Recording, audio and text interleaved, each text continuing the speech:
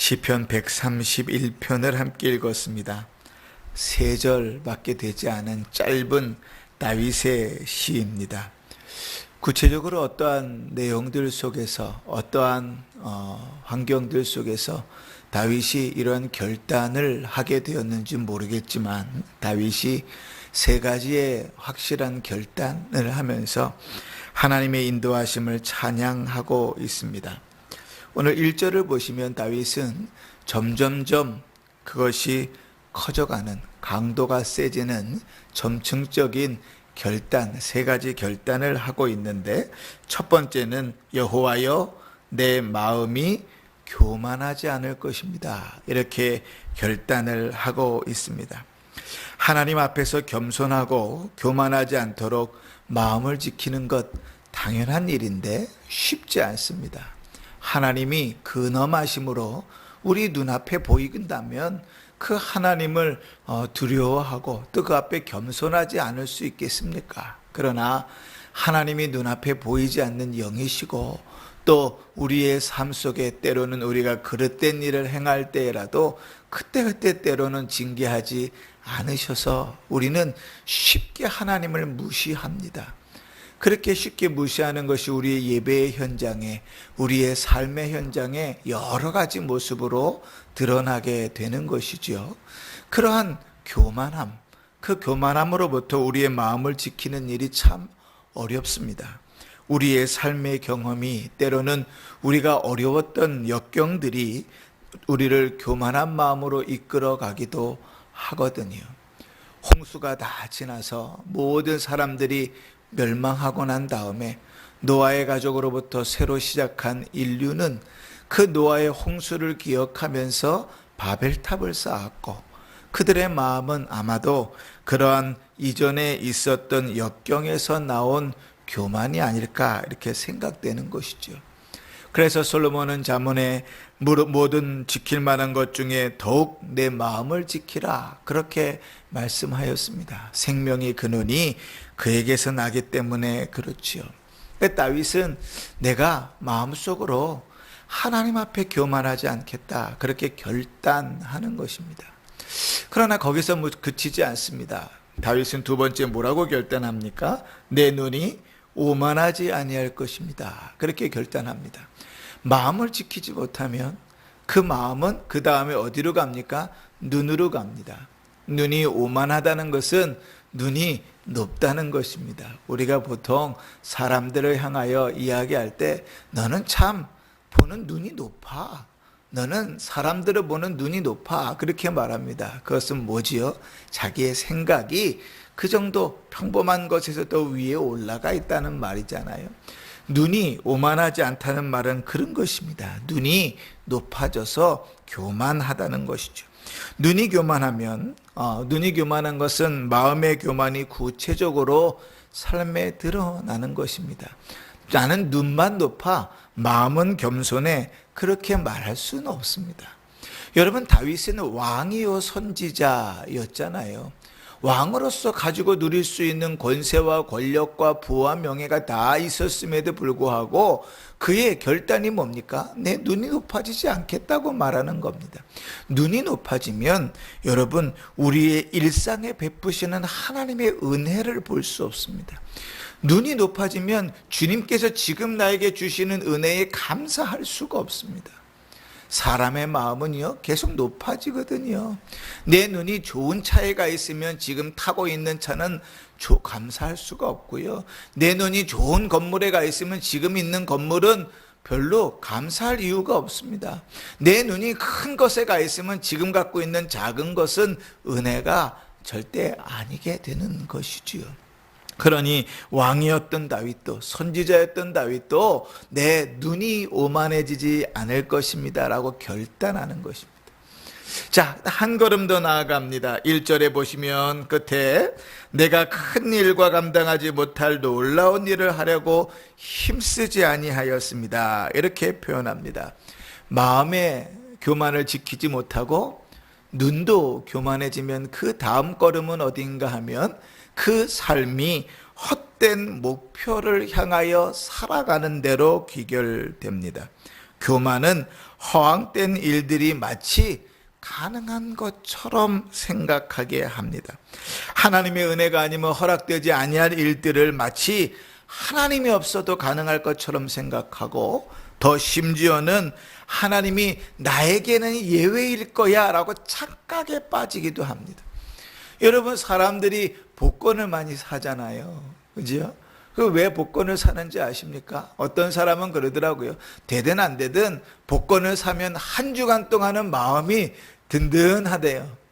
그게 1등이 될 수도 있다는 마음에, 그죠?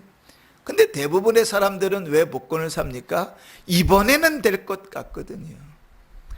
그런데 우리의 마음의 교만을 지키지 못하면, 우리의 눈의 교만으로 넘어가고 그 눈의 교만을 지키지 못하면 우리의 삶이 그렇게 흘러가는 것입니다. 하나님이 없이도 헛된 마음으로 그 모든 허황된 것들에 시간과 힘과 노력과 물질을 다 쏟아붓고 살아가는 것이죠. 그러나 여러분, 그 뒤의 결과는 어떻겠습니까? 성경은 그 결과가 결코 좋지 않다고 우리에게 가르치는 것이죠. 그럼 다윗이 왜 이렇게 점점점 강하게 마음을, 눈을, 내 삶을 교만하지 않게 살겠습니다 라고 결단할까요? 왜냐하면 그가 하나님 앞에서 교만한 것은 헛된 것이며 아무것도 아니라는 사실을 깨닫기 때문에 그렇습니다. 하나님 앞에 자신은 아무것도 아닙니다. 여러분, 다윗의 인생 가운데 어떠한 배경으로 이 시가 쓰여졌는지 모르겠습니다. 그러나 다윗이 왕위를 막 누리고 있을 그때에 그의 아들 압살롬이 몇 년을 공들여서 반란을 일으키지요. 그 반란 가운데 쫓겨가면서 그의 마음이 어떻겠을까요? 5만 가지 마음이 교차했겠지만 그 마음 중에 하나는 하나님의 은혜가 아니면 아무것도 지켜질 수 없다는 사실을 아는 것이죠. 인생이 아무리 화려하고 아름다운들 인생은 곧 시들어버리는 풀과 꽃과 같고 잠깐 보이다 없어지는 안개와 같다는 것을 아는 것이죠. 이렇게 겸손하게 살아가는 자는, 하나님 앞에 겸손한 자는 그의 삶에서 타인을 향하여도 겸손합니다. 하나님 앞에 신앙으로 잘 신실하게 사는 자는 타인을 향하여도 신앙으로 신실하게 삽니다. 그래서 빌립보서 2장 3절에 너희는 아무 일에든지 다툼이나 허용으로 하지 말고 오직 겸손한 마음으로 각각 자기보다 남을 낮게 여기라.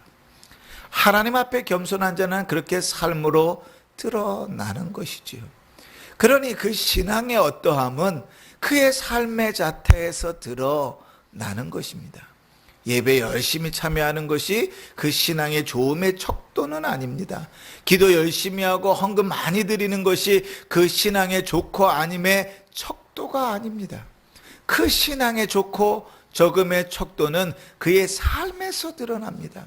그가 어떠한 말을 하면서 사는지, 그가 어떠한 행동을 하면서 사는지, 사람들의 관계 가운데서 어떠한 모습으로 살아가는지. 그래서 야고보 사도는 신랄하게 이렇게 이야기하죠. 너희가 눈에 보이지 않는 하나님을 사랑한다고 말하면서 눈에 보이는 형제를 사랑하지 못하면 거짓이라. 말과 혀로만 사랑하지 말고 행함과 진실함으로 하라. 그것이 믿음이다 라고 정의하는 것 아니겠습니까? 이러한 겸손을 알았던 다윗은요, 이렇게 결단하면서 자기의 마음에 하나님께서 부어주시는 큰 은혜가 무엇인지 한 가지를 깨닫습니다. 그게 2절입니다.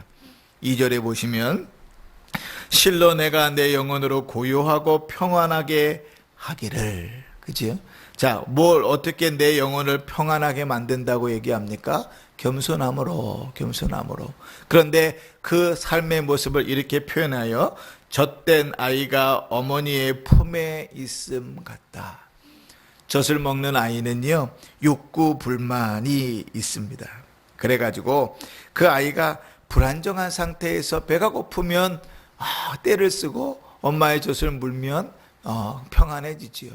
근데 젖을 떼었다는 건 뭡니까? 더 이상 불안하지 않는 상태에서 어머니의 품에 있다는 것은 가장 평온한 상태를 말하는 거죠. 겸손하게 살아가는 자에게 부어주시는 복이 뭐라고요? 그 인생을 평안하게 사는 것입니다. 그래서 2절 마지막에 내 영혼이 젖된 아이와 같도다. 이제 젖된 아이와 같도다. 하나님이 부어주시는 은혜와 평안 가운데 산다고 말하는 것이죠. 사랑하는 성도 여러분, 하나님 앞에서 겸손하다는 것은 피곤한 것이 아닙니다. 하나님 앞에 겸손하게 살아간다는 것은 오히려 귀하고 복된 일입니다. 왜냐하면 겸손한 자에게 주시는 하나님의 평안이 있거니와 또한 겸손한 자를 하나님께서 높이시기 때문에 그렇습니다. 주 앞에서 너희를 낮추라, 그리하면 주께서 너희를 높이실 것이다. 사랑하는 성도 여러분, 오늘 하루도 하나님 앞에서 겸손한 모습으로 살아갈 수 있기를 바랍니다. 그래서 사람을 대할 때마다 겸손한 자세로 대할 수 있기를 바랍니다. 그것이 우리의 자녀이든지 우리의 가족이든지 형제이든지 이웃이든지 간에 하나님 앞에서 주를 두려워할 줄 알고 겸손할 때, 우리의 마음을 지키고 눈을 지키고 삶을 지켜 살아갈 때 하나님께서 거기에 은혜를 베푸실 것입니다. 그렇게 결단하고 그 마음을 지키며 살아갈 때 주께서 그 삶에 평안을 허락하실 것입니다. 젖된 아이와 같도다. 그 평안이 오늘 우리의 삶에 풍성하기를 바라고, 우리에게 허락하신 인생 중에 젖된 아이와 같은 평안한 삶들을 누리며 살아가기를 주의 이름으로 축원합니다. 아멘.